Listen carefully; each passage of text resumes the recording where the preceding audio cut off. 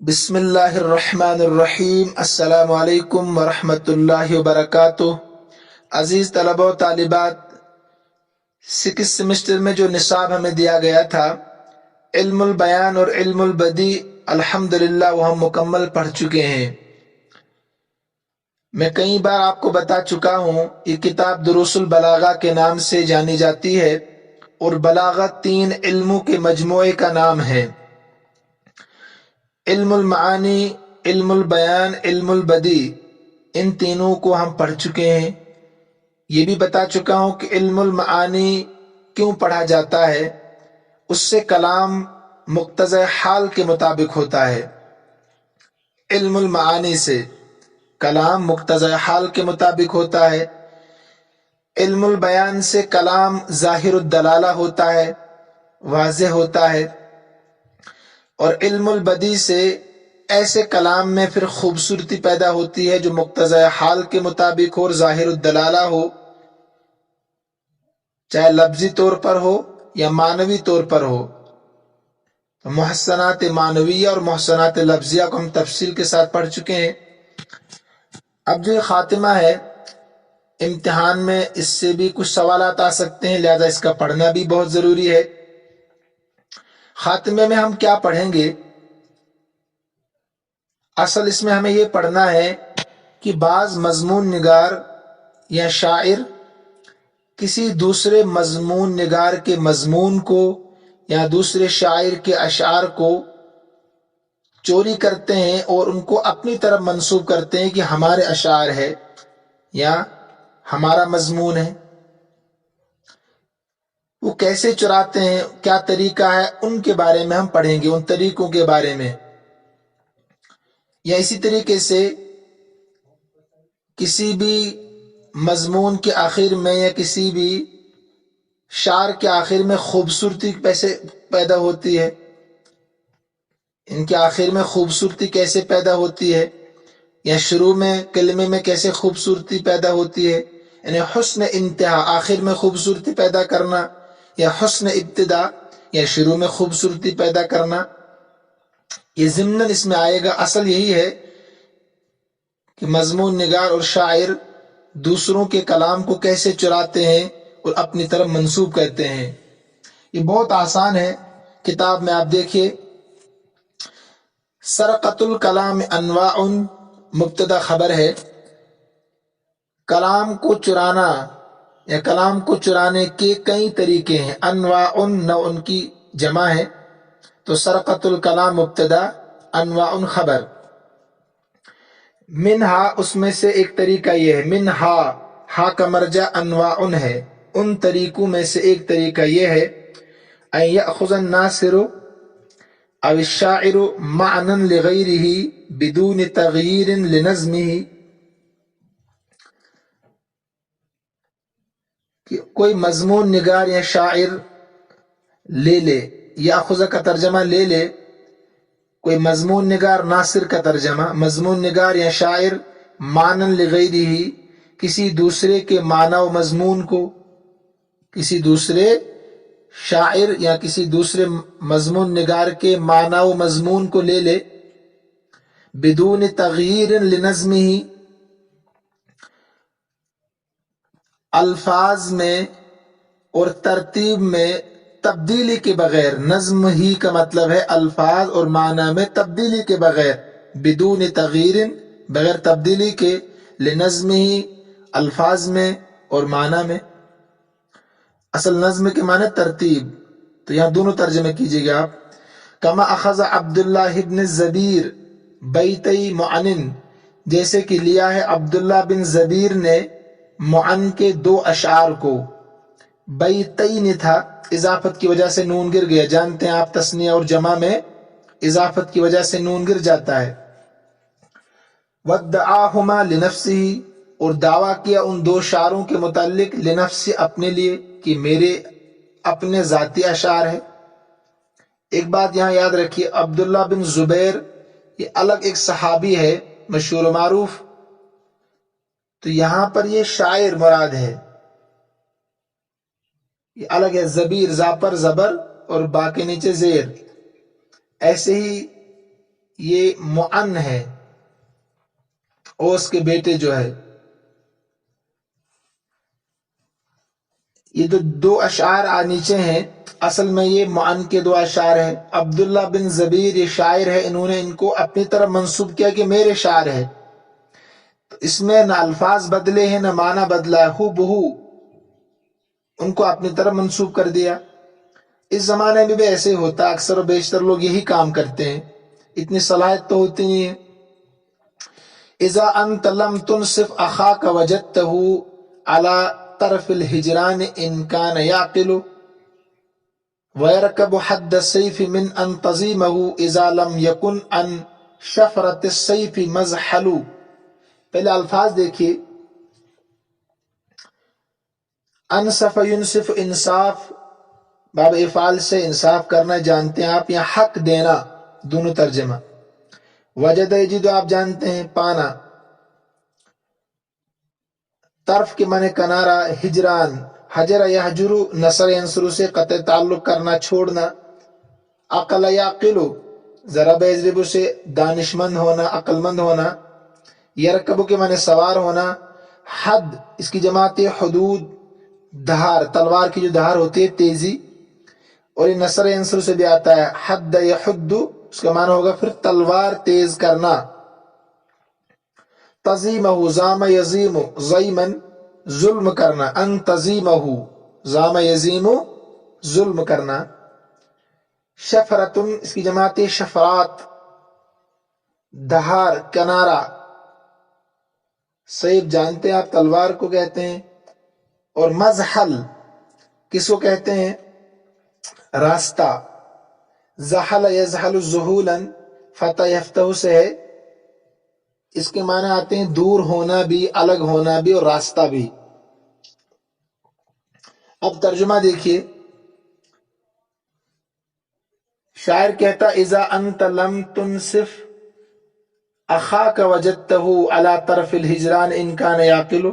انہیں اگر آپ کسی کے ساتھ اچھا برتاؤ کرتے ہیں تو وہ بھی آپ کے ساتھ اچھا برتاؤ کرے گا، لیکن اگر آپ اس کے حقوق نہیں دیں گے، اس پر ظلم کریں گے تو ایک وقت ضرور آئے گا کہ وہ آپ کو چھوڑ کر چلا جائے گا. جب اس کی پرواہ آپ نہیں کریں گے، حقوق نہیں دیں گے، چھوڑ کر چلا جائے گا. اسی مضمون کو سمجھانے کی کوشش کی ہے. دیکھیے، اذا انت لم تنصف اخاک وجدته، جب آپ انصاف نہیں کرتے اپنے بھائی کے ساتھ یا حق نہیں دیتے اپنے بھائی کو، دوست کو، وجدته تو آپ پاؤ گے اس کو. اخاک کا مرجع ہے، ہو کا مرجع اخاک ہے. آپ پاؤ گے اس کو علی طرف الہجران، دوری کے کنارے پر. ہجران کے معنی چھوڑنا، ابھی بتایا میں نے. طرف کے معنی کنارہ، تو دوری کے کنارے پر یا چھوڑنے کے کنارے پر. ان کان یعقل اگر وہ عقل مند ہوگا. ظلم تو ہمیشہ سہتا ہے کون؟ پیچھے ہم نے پڑھا کیا تھا وہ؟ ہاں، عیر الحی والوتد، محلے کا گدھا اور کھوٹا. تو یہ دو فرد ایسے ہیں کہ ہمیشہ ظلم سہتے ہیں، باقی کوئی نہیں سہتا ہے. تو ان کان یعقل اگر عقل مند ہوگا. وَيَرْكَبُ حَدَّ السَّيْفِ مِنْ أَنْ تَزِيمَهُ إِذَا لَمْ يَكُنْ عَنْ شَفْرَةِ السَّيْفِ مَزْحَلٌ. کہتے ہیں وہ تلوار کی دھار پر سوار ہونے کی تکلیف کو برداشت کرے گا. وہ تلوار کی دھار پر سوار ہونے کی تکلیف برداشت کرے گا، گوارا کرے گا. یہ سوار ہوگا حد السیف تلوار کی دھار پر، من ان تزیمہ اس سے کہ آپ اس پر ظلم کریں، اس سے بات سے کہ آپ اس پر ظلم کریں. وہ مرنا گوارا کرے گا اس کے مقابلے میں کہ آپ اس پر ظلم کرتے رہیں تلوار کی دھار پر. مطلب یہ ہے کہ وہ قتل ہونا پسند کرے گا اس کے مقابلے میں کہ آپ اس پر ظلم کریں. اذا لم یکن عن شفرۃ السیف مزحل، یہ کب کرے گا یہ کام، یعنی تلوار سے مرنا، اگر وہ تلوار کی تیزی سے بچنے کی دوسری کوئی سبیل نہ پائے. اذا لم یکن جبکہ نہ ہو کوئی راستہ، راستہ اپنی طرف ترجمہ کیجیے، جب نہ ہو کوئی چارہ کار، ان شفرت السیف تلوار کی تیزی سے بچنے کی، مزحل کوئی راستہ. ہاں، جب نہ ہو ان شفرت السیف تلوار کی تیزی سے بچنے کا مظہر کوئی راستہ. جو لغوی تحقیق میں نے کیا آپ اسی کو لکھے گا امتحان میں اگر آئے تو. مظہر کے معنی کیا ہے؟ دور ہونا، الگ ہونا یا راستہ. اس میں کچھ سمجھانے کی ضرورت نہیں، الفاظ بھی آپ کے سامنے آ گئے. اور یہ پورا کے پورا جو شعر ہے، جو 4 مصرے یہاں پر ہے، یہ کس کے اصل میں؟ معن کے عبداللہ بن زبیر نے ان کو اپنی طرف سے منسوب کر دیا. تو آپ دیکھیں یہاں خوبصورتی ہے، انتہا میں بھی ابتدا میں بھی. یعقل مزحل وجدتہ ان تزیمہ، تو تقفیہ جو پیچھے ہم نے پڑھا تھا قافیہ بندی، آخری حرف کا ایک وزن پر ایک شکل میں ہونا، تو وہ بھی یہاں پایا جا رہا ضمنی طور پر. اصل وہی ہے سرقہ کلام کی پہلی قسم، کلام کو چوری کرنا، اپنی طرف منسوب کرنا ہو بہو، معنی کو بھی اور مضمون کو بھی. ومثل هذا یسمى نسخا وانتحالا، اس جیسے کام کرنے کو کا نام نسخ اور انتحال ہے. یہ کام کرنا اپنے طرف کسی دوسرے انسان کے مضمون کو ہو بہو معنی اور الفاظ کے ساتھ، اس کا نام کیا ہے؟ نسخ اور انتحال. نسخ اور انتحال کا معنی ہے اصل میں بدلنا.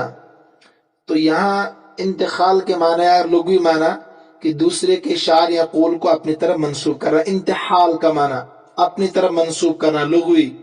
نسخ آپ کہتے ہیں بدلنا ہی جانتے ہیں آپ. اس جیسے کام کرنے کو نسخ و انتحال کہا جاتا ہے. ومن قبیل ہی، اور اسی کے قبیل سے، یعنی نسخ و انتحال کی قبیل سے ہی، ان تبدل الالفاظ بما يرادفها كأن يقال في قول الحطیئۃ، بدل دیے جائے الفاظ کو بما، ایسے الفاظ کے ساتھ، یرادفها جو اس کے مترادف ہوں، جو اس کے مترادف آپ جانتے ہیں. ہو بہو، جیسے جلسہ کے معنی بیٹھنا، قعدہ کے معنی بیٹھنا، تو جلسہ تھا، آپ نے اس کو بدل کر قعدہ لکھ دیا وہاں. اس کا نام ہے ان تبدل الالفاظ بما یرادفها، کہ بدل دیے جائیں الفاظ بما، ایسے الفاظ کے ذریعے سے جو ان کے ہم معنی ہو، مترادف ہوں. کہیں یقال، جیسے کہا جاتا ہے حطیہ کے قول میں. دیکھیے پہلے الفاظ دعا، ودا یدو کے معنی چھوڑنا، مکارم تو جانتے ہیں پیچھے پڑا حسن اخلاق، اور ترحل، رحل یرحل فتح تو سے کوچ کرنا، بغا یبغی طلب کرنا، تلاش کرنا، لبغیتها تلاش کرنا، قعد یقعد نصرین سر سے ہے بیٹھنا، الطاعم کہ معنی کھانا کھانا، طعم یطعم سمیع سے، کاسی کسی یکسا یہ بھی سمیع اسموں سے ہے، اس کے معنی کپڑا پہننے والا.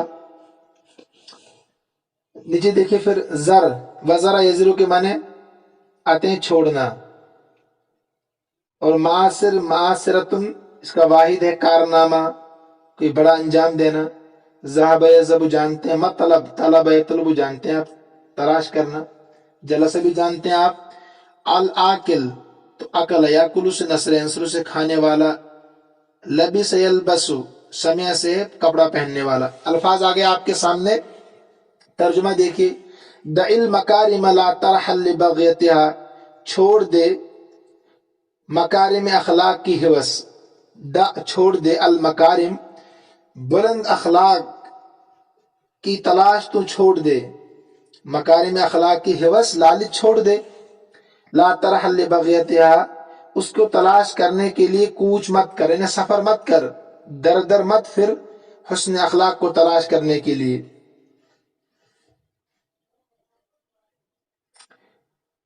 وقعد تو بیٹھ، فإنک انت الطاعم والکاسی، اور تو بیٹھا رہے اپنی جگہ، اس لیے کہ تو اچھا کھانا کھانے والا انسان ہے اور کپڑے پہننے والا انسان ہے. یہاں اصل میں معنی یہ ہے کہ تمہیں مفاخر اور کارناموں سے کیا واسطہ. مکارم کے بہت سارے معنی اصل حسن اخلاق اور بڑے بڑے کارنامے دنیا میں انجام دینا، دوسروں کے لیے جینا، دوسروں کو سکون اطمینان پہنچانا. اصل یہ ہے کہ تم ان چیزوں کو چھوڑ دو. تمہیں اس سے کیا واسطہ؟ یہ تو دوسروں کا میدان ہے، دوسرے لوگ یہ کام کریں گے، تو بس کپڑے اچھے پہن اور اچھا کھانا کھا، گھر میں بیٹھ، جیسے ہم کرتے ہیں اس زمانے میں، صرف اپنی فکر ہوتی ہے، دوسروں کے لیے کوئی جیتا نہیں ہے۔ اسی کی طرف اشارہ ہے۔ اس مضمون میں، اس شعر میں جو مضمون ہے وہ یہی ہے کہ بڑے بڑے کارنامے انجام دینے کی آپ کو ضرورت نہیں، آپ گھر میں بیٹھے رہو، اچھا کھانا کھاؤ، اچھے کپڑے پہنو۔ تو یہ ایک شعر ہے ہوتے آقا، اسی مضمون کو ہو بہو بیان نیچے کیا، مگر الفاظ سارے بدل دیے، اور وہ الفاظ ایسے ہیں کہ جو ان کے مترادفات میں سے، دیکھیے زر اور دا ایک ہو بہو معنی ہے ان کا، معاصر مکارم ایک معنی ہے، لا تذهب لا ترحل ایک معنی، لبغیتها لمطلبها وقعد وجلس، ایسے ہی العاقل الطائم القاسی اللابس ہو بہو معنی ہے لیکن الفاظ بدلے ہوئے ہیں۔ ترجمہ ہو یہاں بھی ہوگا، تو چھوڑ بلند اخلاق کی حوث یا بڑے کارناموں کی حوث کرنا چھوڑ دے، اور تو مت جا ان کو تلاش کرنے میں، اور بیٹھا رہے، اس لیے کہ تو کھانا کھانے والا انسان اور کپڑے پہننے والا انسان ہے۔ تو یہ نسخ اور انتحال کی قبیل سے ہی ہے کہ کسی انسان کے معنی کو چرانا مگر الفاظ اپنے ہوں جو اسی معنی پر دلالت کرتے ہوں۔ وقریب من، اسی سے قریب ایک معنی ہے، نسخ و انتحال سے قریب کیا ہے؟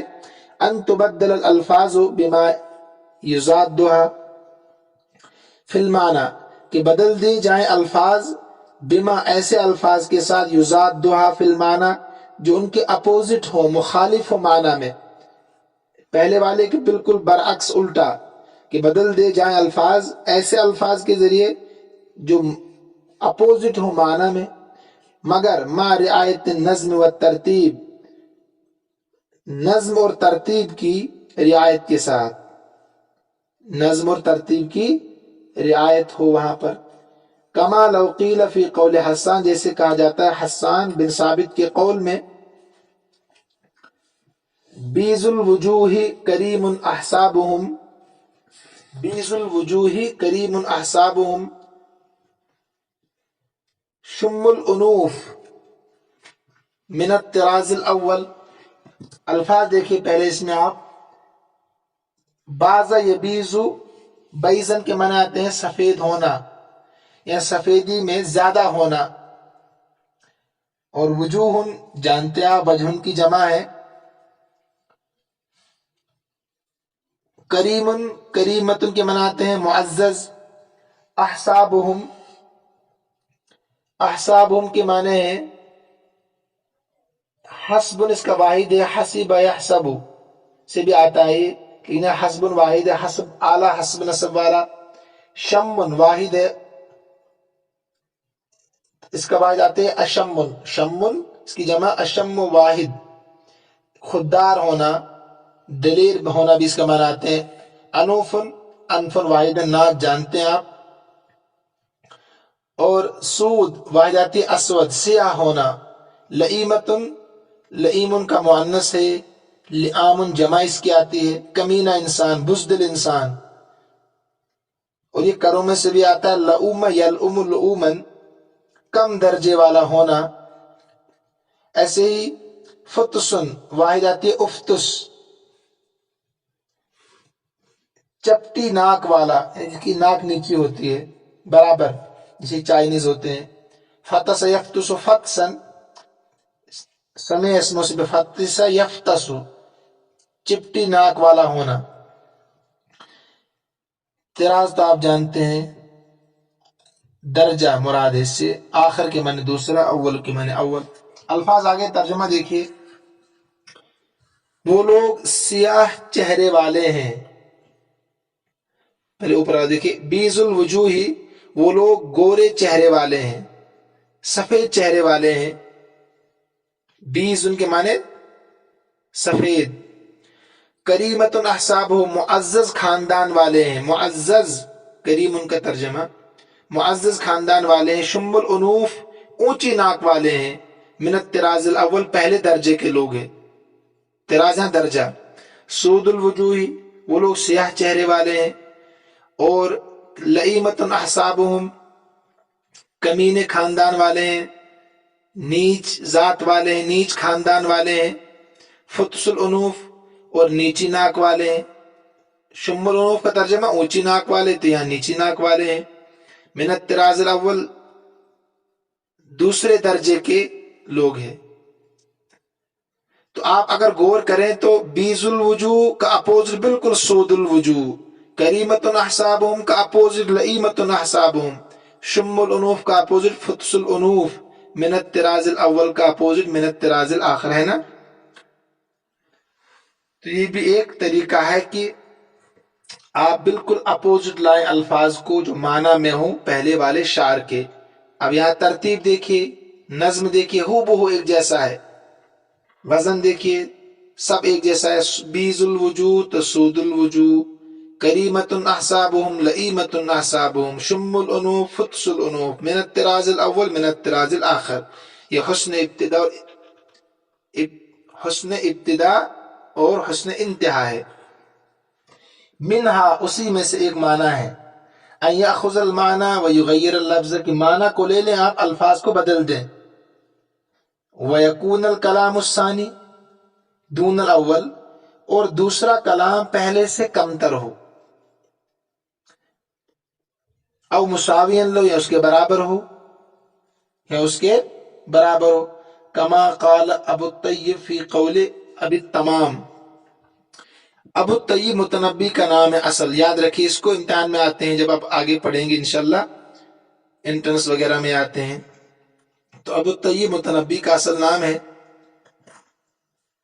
بتایا انہوں نے کہ معنی لے لیں اور الفاظ کو بدل دیں آپ، لیکن جو آپ نیا اشعار بنائیں گے نا معنی لے کر، کہ وہ اس سے کم ہو، کیا ہو وہ اتنا زیادہ معنی خیز نہ ہو، بلاغت آمیز نہ ہو نیا کلام، اسی کو کہا وَيَكُونَ الْكَلَامُ الثَّانِي، اور دوسرا کلام ہو جس کے الفاظ کو آپ نے بدل دیا، معنی وہ وہی ہے، دون الاول پہلے سے کم تر ہو یا اس کے برابر ہو، جیسے کہ ابو الطیب نے کہا ابو تمام کے شعر میں۔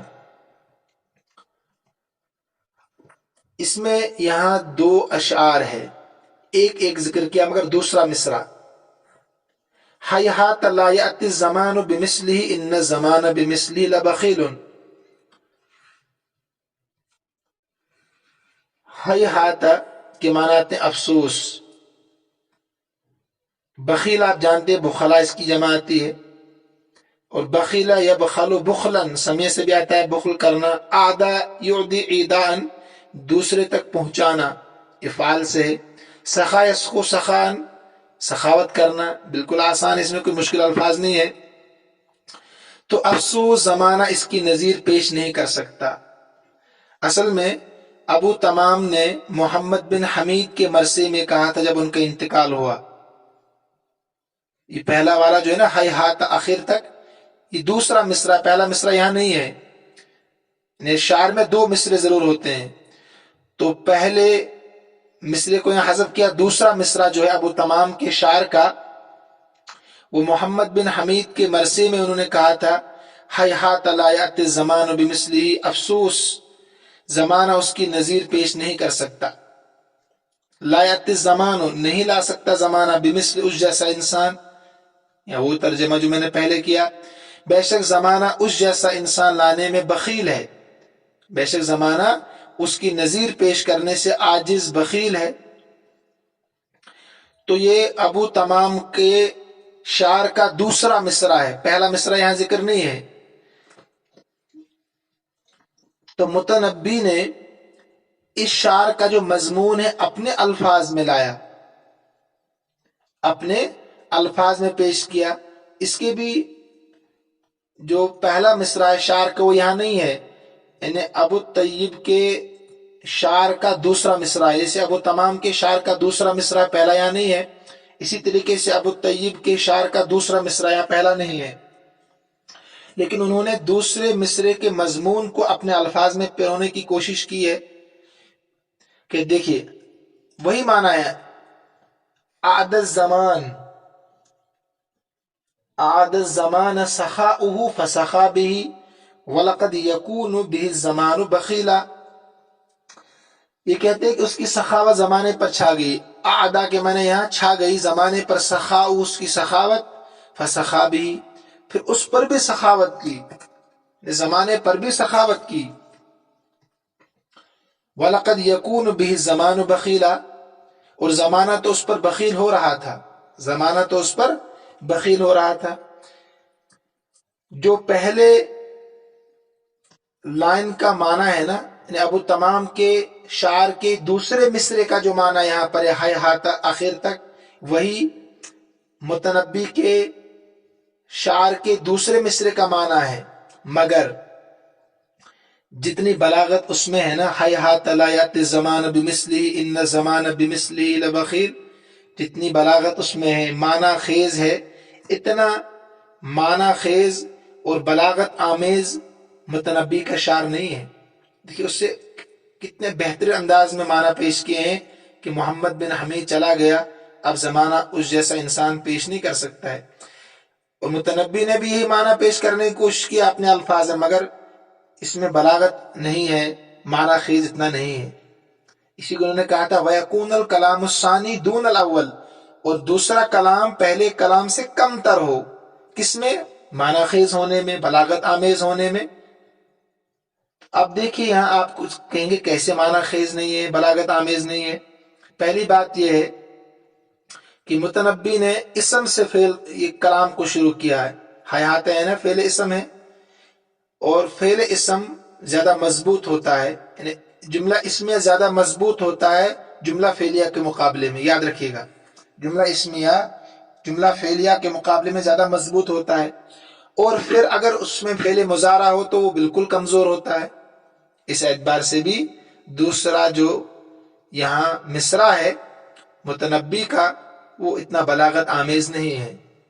انہوں نے جملہ اسمیہ استعمال کیا، انہوں نے جملہ فعلیہ استعمال کیا ہے، اور پھر مضارع استعمال کیا ہے، تو وہ بہت زیادہ کمزور ہوتا ہے.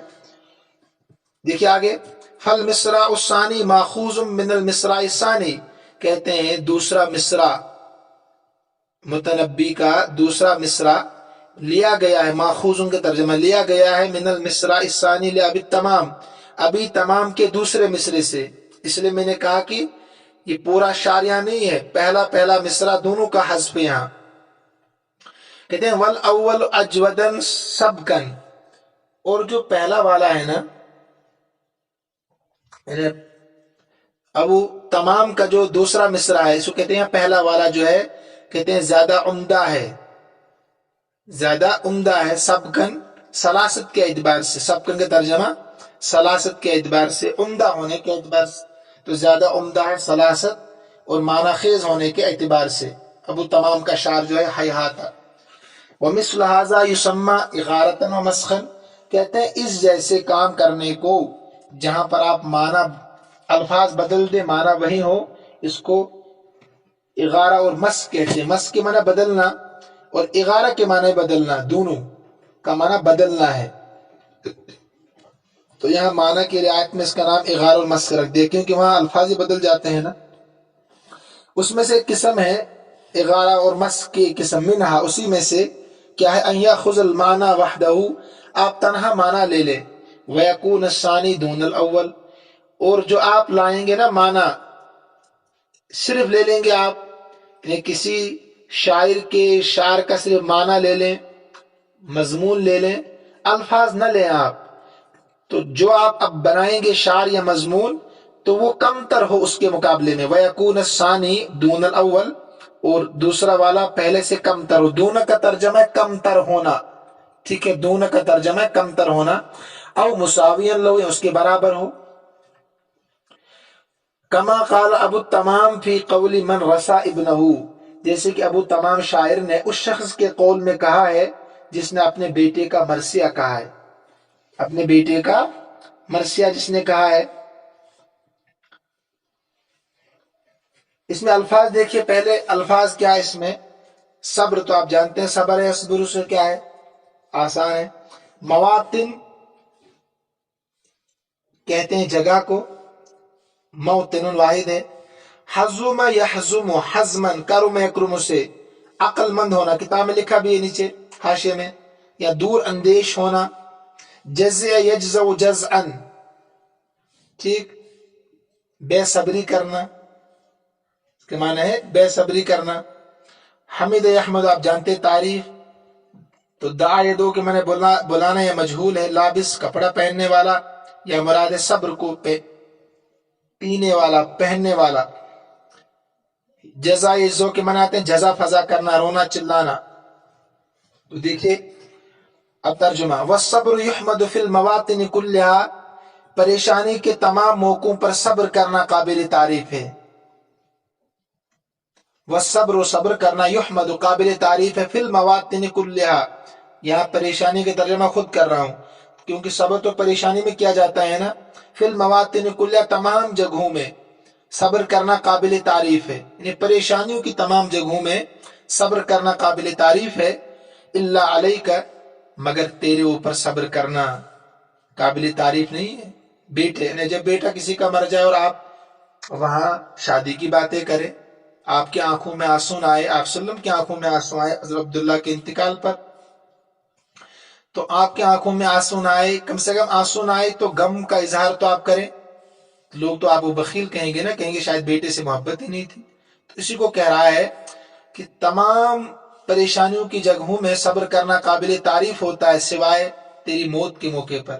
فإنه لا يحمد، کہتے ہیں قابل تعریف نہیں ہے. یہاں رونا ہی قابل تعریف ہے، جزا فضا کرنا ہی قابل تعریف ہے. تو یہاں صرف یہ جو اس مصرے میں جو مضمون ہے وہ یہ ہے کہ جہاں بھی تکلیف پریشانی ہو تو وہاں پر انسان کو صبر کا مظاہرہ کرنا چاہیے.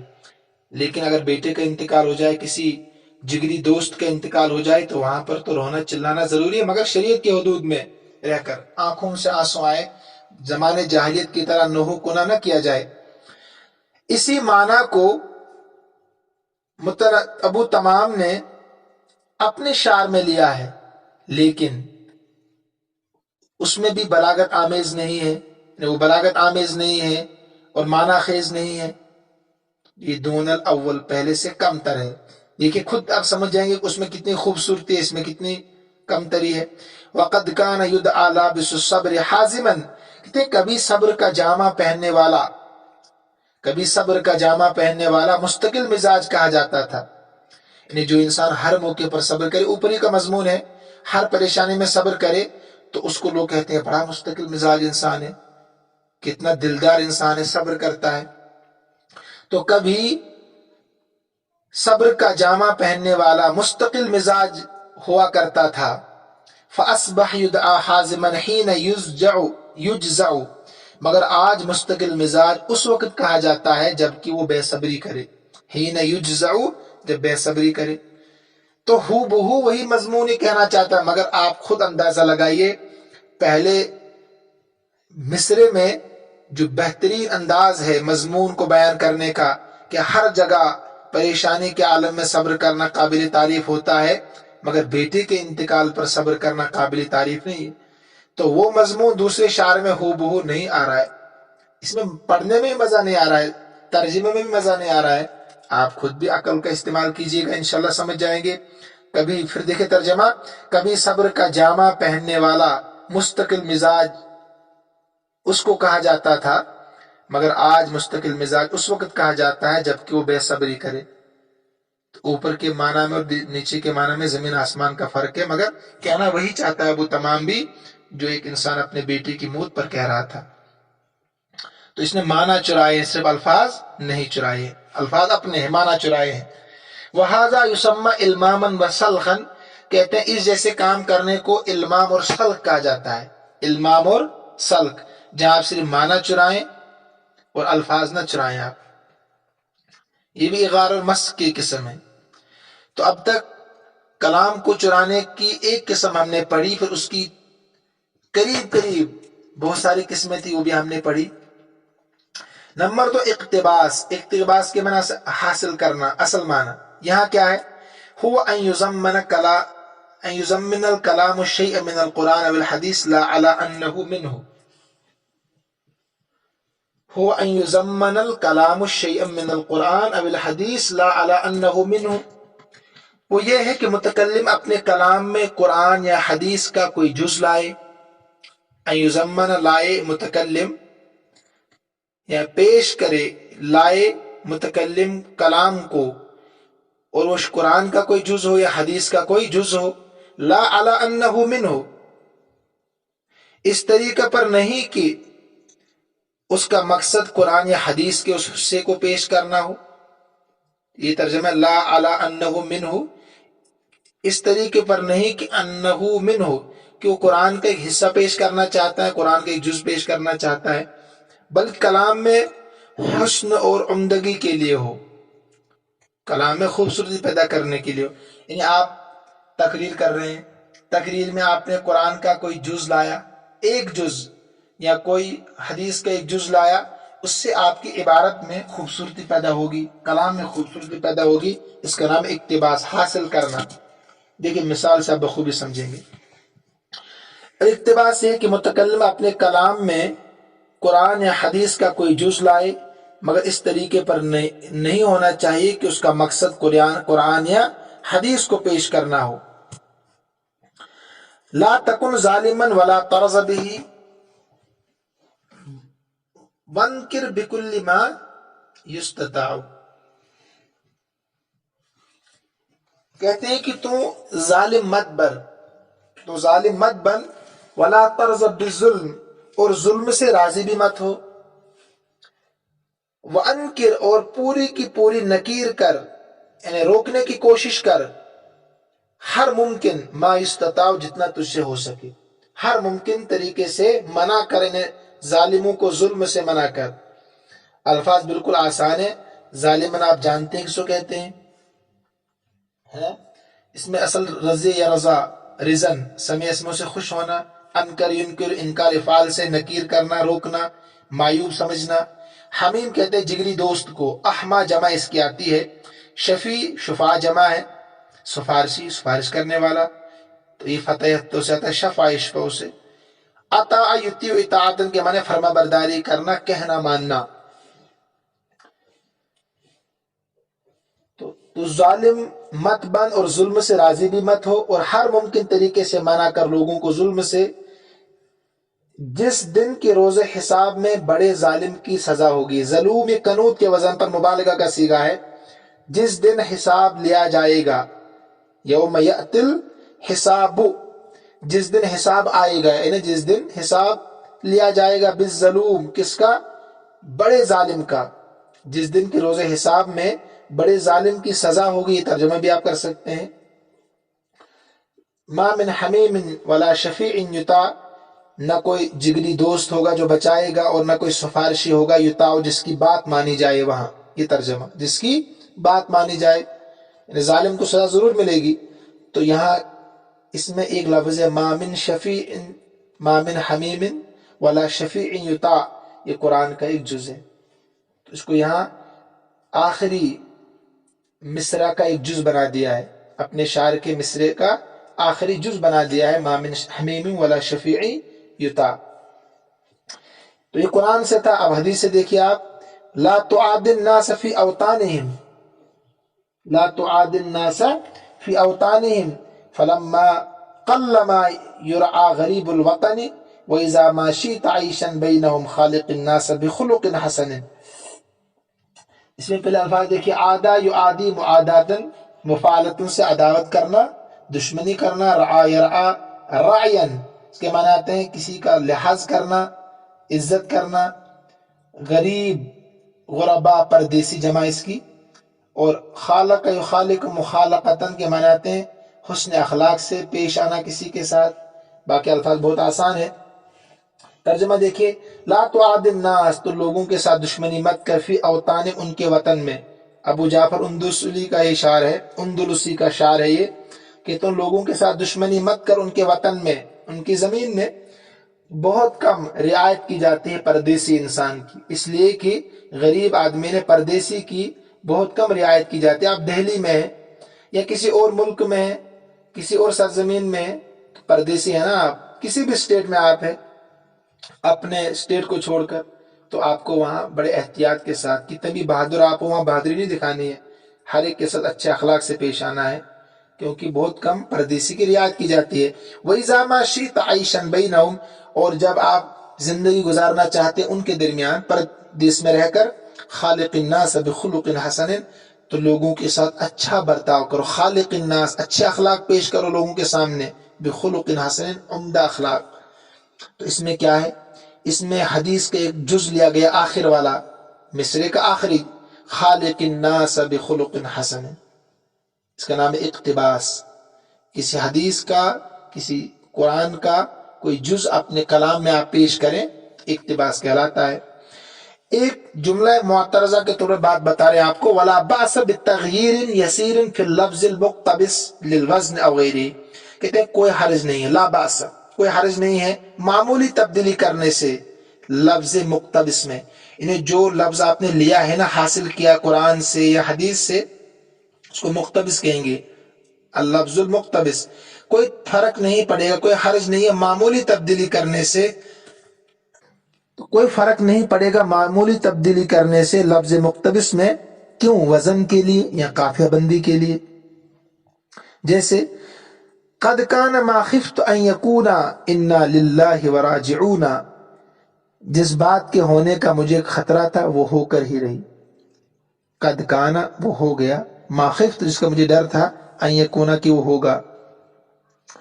تو کہتے ہیں پھر آگے کیا پڑھتے ہیں آپ، انا للہ و انا الیہ راجعون پڑھتے ہیں نا، تو قرآن میں ہے انا للہ و انا الیہ راجعون، تو یہاں تھوڑی تبدیلی کی۔ کیا تبدیلی آپ تو سمجھ رہے ہوں گے، ایک تو انا الیہ کو ہٹا دیا، اور نمبر 2 الف اشباع لگا دیا آخر میں، راجعون تھا نا تو راجعون ہو گیا، کیوں؟